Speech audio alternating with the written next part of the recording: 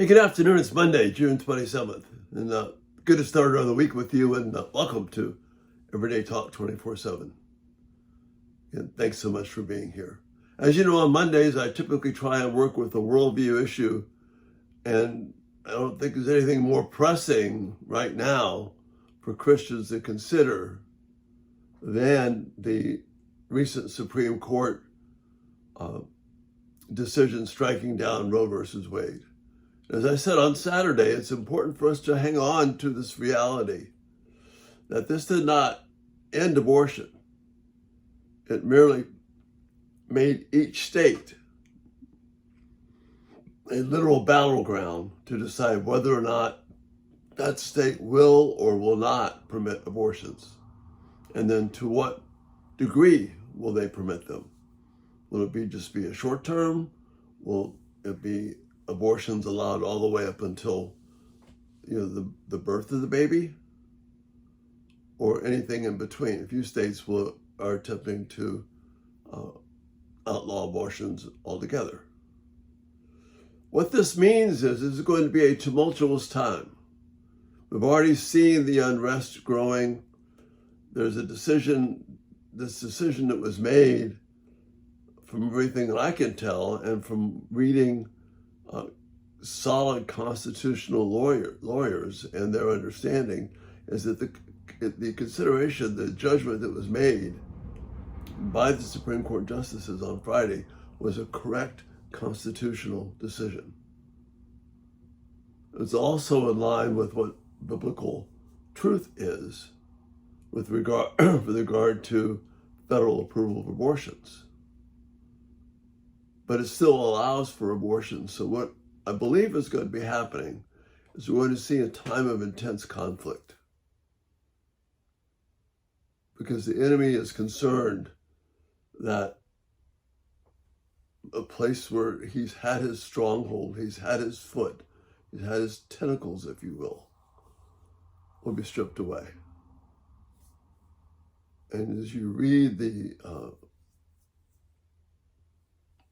stories, you read the things that are being printed and said, as you look on the internet, as you watch what's happening, you listen to the various news channel pundits, and there's a lot of tension in the air. And we see the violence that's happening. So how should we respond as Christians to this thing? Should we respond with massive movements and organizations and protests and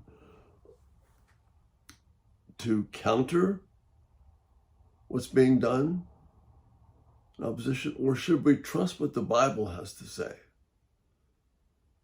and follow the judgments that is there? Trust the power of Christ. In Matthew 16, Jesus is in the upper regions of Galilee, in the area of Caesarea and Philippi. And he says to his disciples, who do people say the Son of Man is? They replied, some say John the Baptist, others say Elijah, and still others Jeremiah or one of the prophets. But what about you? Jesus replied. Who do you say I am? Simon Peter answered, you are the Christ, the Son of the living God. Notice Jesus' words here. Blessed are you, Simon, son of Jonah, for this was not revealed to you by man, but by my Father in heaven.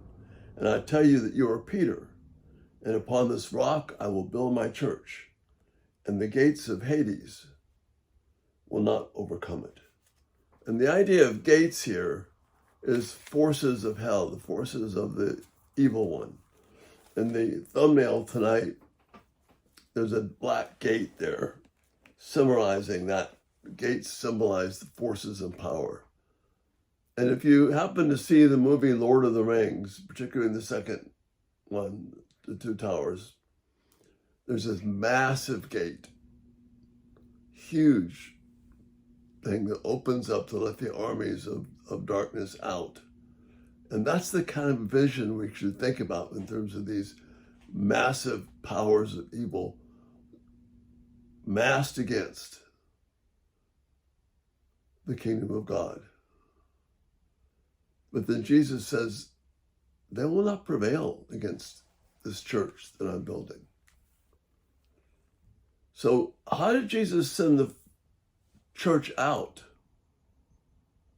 With these words, they're saying the forces of evil, the gates of evil, the gates of Hades will not stop you. The gates of hell will not stop you. They will not prevail.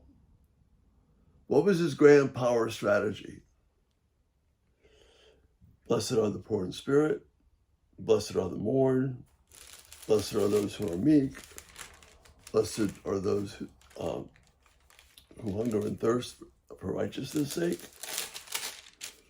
Blessed are those who are the merciful. Blessed are the pure in heart. Blessed are the peacemakers. And blessed are those who are persecuted. Not exactly the kind of image we're thinking about in terms of power, but that's God's idea of power. The idea is not a church with a pastor at the pulpit smashing forth and leading people to victory. The scene of the first century is these people committed to God, committed to the radical thinking of things like the Beatitudes, committed to the weapons of the Spirit, love, joy, peace, patience, kindness, goodness, faithfulness, gentleness, self-control. Those are the weapons that overcame the power of the first century Roman Empire and all the forces set against the church. And there were myriads of spiritual forces set against the church, not just the Roman Empire. And the church prevailed.